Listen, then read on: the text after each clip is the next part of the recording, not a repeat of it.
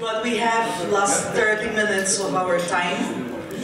So I hope we can try to go back to the audience. Table number 1.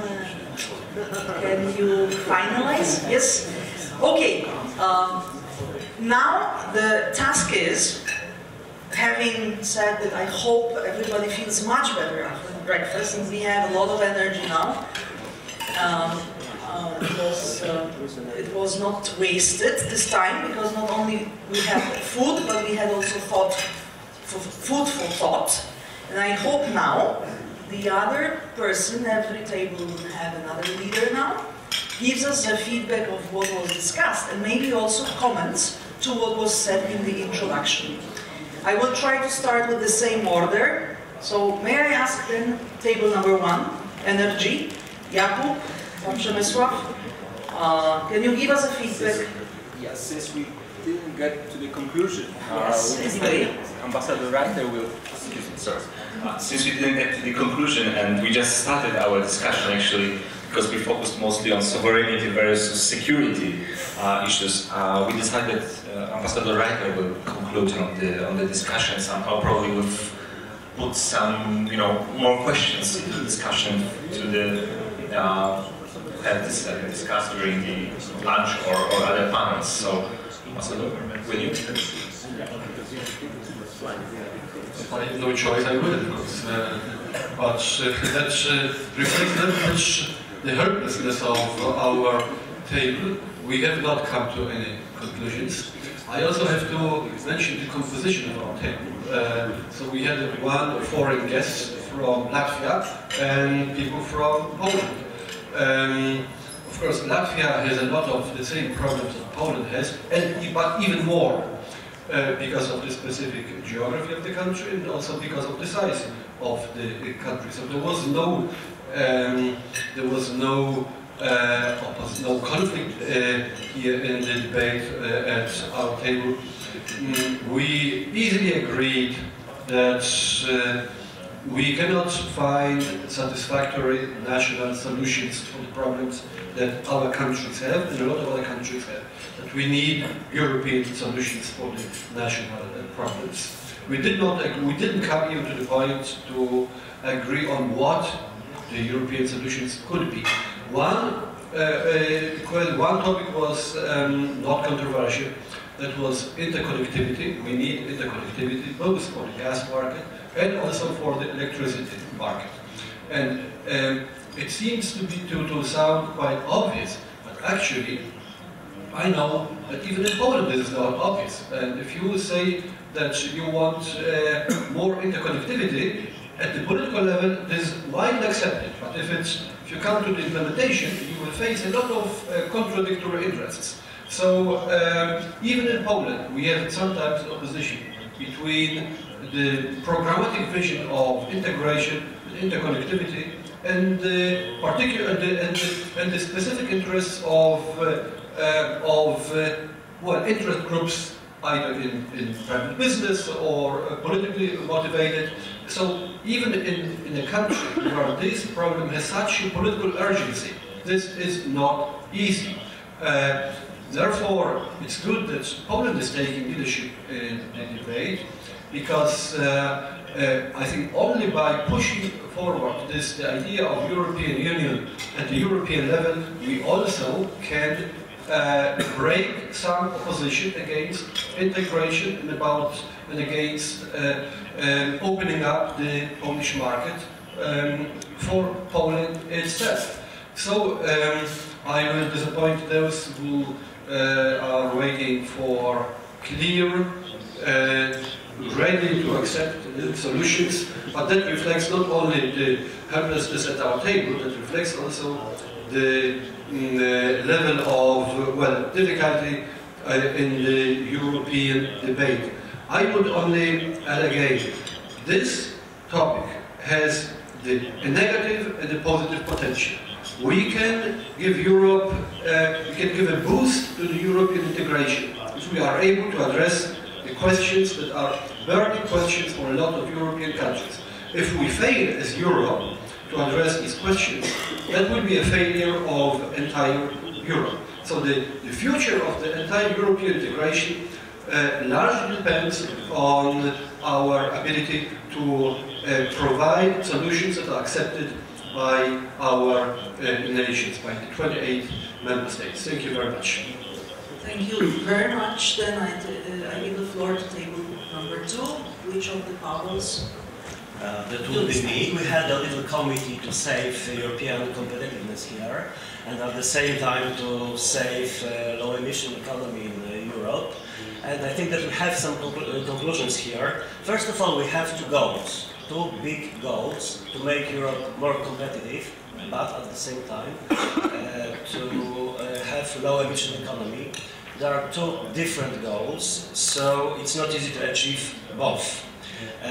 That's why we think that we as Europe, we don't have to be more noble than we can afford. That was the first recommendation. We can't be more noble, more good than the rest of the world is.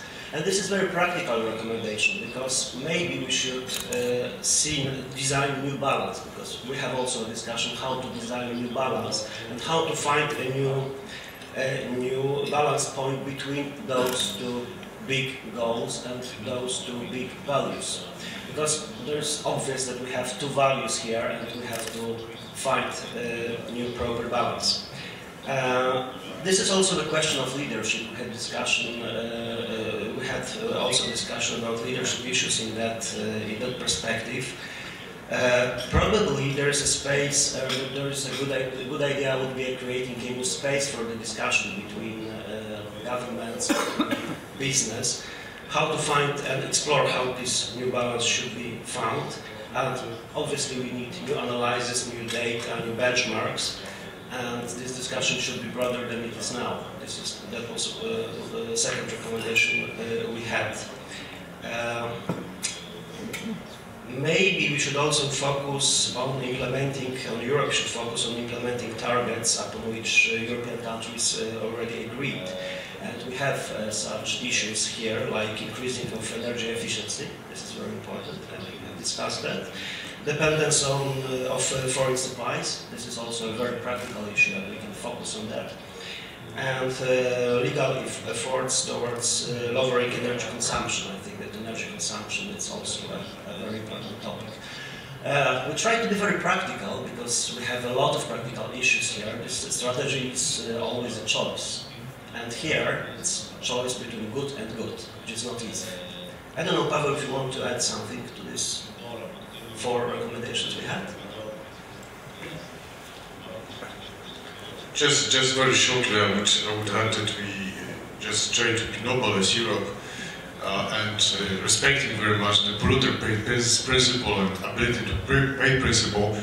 We should look at multilateral policy to have those big, large emerging economies to take the sheer responsibility for the global warming and climate change discussion, and just being a leader that it helps, but it's not sufficient.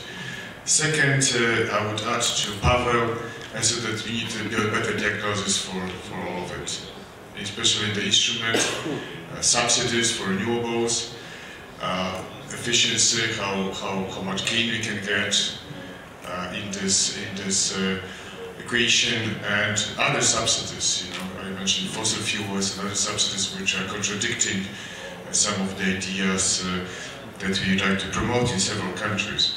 And the last thing that also came to our discussion as well was the question: what really the ecologists think, or the strong believers in fighting the climate change in different countries, because depending on the country they have different story. In one country they are against hydropowers, in other countries they are against nuclear, and the different countries are against, say, shale gas. So the issue here is what they think, depends where they are, to what extent. There's not common idea also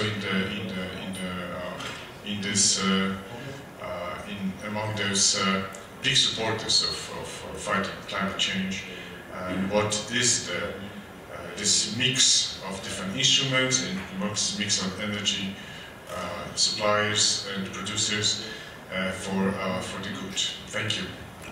Thank you very much.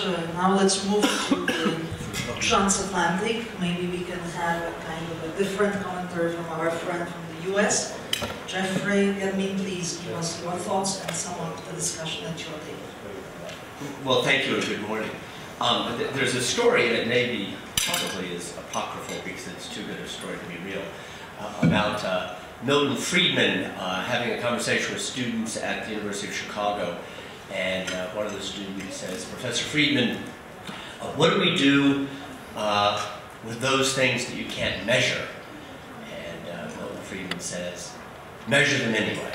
And then the companion story comes from a conversation said to have taken place between Friedrich Hayek and his students. And the students ask, Professor Hayek, what do we do about those things that can't be measured? And Hayek says, show a lot of humility. And I think from our table, one of the things that I was learning today, especially in the economic realm, as many of you know far better than I, economic matters are economic and they have a scientific rigor to them, but they're inherently political. And they do involve judgments and values and priorities. In that context, I would say three things that are observations from the conversation at our table and then what I've heard from others. The first is our table was dedicated to the conversation of growth. That's a big topic we have in the United States. And it seems to me that that is at the foundation of all these conversations, because if we collectively don't start growing again robustly, all the other things are kind of moot. Actually, a common foreign and defense policy has to be financed. We talk a lot in the United States and Washington about America's role in the world. That has to be financed. And it seems to me both sides of the Atlantic are in a bit of a pinch right now. We learned at our table from a colleague from Coca-Cola how Coca-Cola sees the climate for investment in a country. And I summarize in a simplified manner how important consumer confidence is and also security. And our colleague from Coca-Cola said now somewhere in the back of our minds is the question of Russia as a general concern. I was struck in the conversations this morning, as I could pick them up at our table, how little actually that was said about Russia. I kind of expected as an American to come here to Poland. I would have heard a lot in the last 90 minutes about Russia. Toynbee, the great British historian, said that in the history of nations, a country either has an agenda or it becomes the victim of the agenda of others. And I think we collectively, but if I may say you specifically, are in a difficult situation right now, because for me as an American from the outside, I think you now have a Russia led by Vladimir Putin that has an agenda. I don't think it's just about Eastern Ukraine. I'd even kind of posit to you that this particular Russia is keenly interested in making sure now that in this part of the world, if you're not a member of NATO or the EU, you won't become one. And if you are a member of NATO and the European Union, that this particular Russia will do what it can through a variety of means to weaken and divide and make dependent. So I think it's a matter of urgency, not for Europe to just look inward and think deliberatively about the process of integration, but to react in real time. And I think that's difficult for you and us. The third observation, not so much what was said, but maybe omitted, is the transatlantic link. And I think the conversation here, in my experience, is mirroring now conversations we have frequently in Washington. You don't hurt my feelings. You didn't say much about the United States this morning. But guess what? In Washington, we don't say much about you either. You can go to any lunch or dinner and we talk about lots of things, not you. Well, that's not about vanity. I think we're in a moment where the transatlantic link arguably becomes more important, not less important. I recall in the 1990s we had conversations which were slightly self-indulgent, I think, where we talked about, what role for America, what role for Europe. who would play more of a defining role in creating a new world order.